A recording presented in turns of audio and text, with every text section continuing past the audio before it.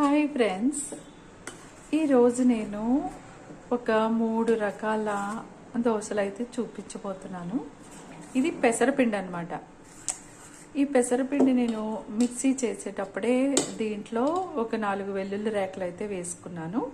అలాగే సాల్ట్ వేసి కలుపుకున్నాను. జీలకర్ర సపరేట్గా పెసరట్ల పైన చల్లకుండా ఇందులోనే మిక్స్ చేస్తాము. జీలకర్ర కూడా వేసి ఇలా మిక్సీ చేసుకుని మనం ముందుగా పెసరట్టు అయితే వేసుకుందాము.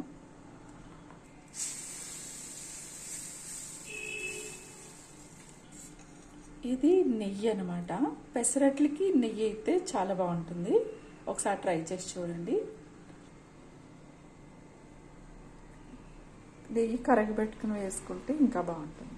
అలాగే ముందుగా నేను కోసి పెట్టుకున్న ఆనియన్స్, గ్రీన్ చిల్లీ, అల్లం, అలాగే కొంచెం పెసరపప్పు, పచ్చి పెసరపప్పే కొంచెం పైన ఈవెన్గా మొత్తం పెసరట్టు అంతా పడేలాగా ఇది వేసుకుంటాను. చిల్లీ, అల్లం, ఇదైతే అందరూ రెగ్యులర్గా వేసే పెసరట్టు అన్నమాట. హైలో పెట్టాను, బాగా వేగనివ్వండి. ఇలా నొక్కుంటే ఊడిపోకుండా ఉంటాయి. బాగా వేగిన తర్వాత అయితేనే ఇది బాగా వస్తుంది. పెసరట్టు బాగా వేగిన తర్వాత మనం సిమ్లో పెట్టి దాన్ని తిరగవేయాలి. ఇది తీసేసాను. ఇది కాకినాడ చిట్టి పెసరట్టు అంటారు కదా, అది చిన్నగా అలా కొంచెం పిండి తీసుకుని జస్ట్ అట్లా రాయండి. కొంచెం నెయ్యి చుట్టూ, కొంచెం ఆనియన్స్ మొత్తం కవర్ చేయండి. ఆనియన్స్ కొంచెం తిక్కుగా ఉండాలి. తర్వాత కొన్ని పచ్చిమిర్చి, తర్వాత కొంచెం అల్లం, ఆ తర్వాత ఈ పెసరపప్పు ఉంది కదా, అది కూడా ఈవెన్గా మొత్తం అంతా చల్లండి. ఇంకా మనకి చిల్లీ ఫ్లేక్స్ వేసుకుంటే చాలా బాగుంటుంది. దీనిపైన ఒకసారి ఇట్లా టచ్ చేస్తే ఎంతైనా కొంచెం ఊడుతాయి, ఊడిపోకుండా ఉంటుంది. నాది ఐరన్ ప్యాన్ అనమాట. దాన్ని మనం ఒకసారి ఉల్లిపాయతో ఒకసారి మనం ఆయిల్లో ముంచి రాస్తే బాగా వస్తుంది. నేను కంగారుగా వేయటంలో సరిగ్గా రావట్లేదు.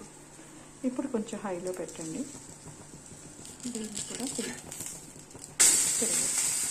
తిరిగేసినప్పుడు ఎప్పుడు కూడా సిమ్లో పెట్టుకుంటే పెనం తొందరగా కాగిపోకుండా ఉంటుంది. లేదంటే కాలిపోతూ ఉంటుంది. మళ్ళీ దానిపైన మనం నీళ్లు చల్లటం, పెనం ఎక్కువగా వేడెక్కిపోతే మనకి నెక్స్ట్ ఏదైనా మనం దానిపైన పిండి వేసినా సరే అది సరిగ్గా రాదు, చుట్టూ జరగదు, లేదంటే పెనానికి అతుక్కుపోతుంది.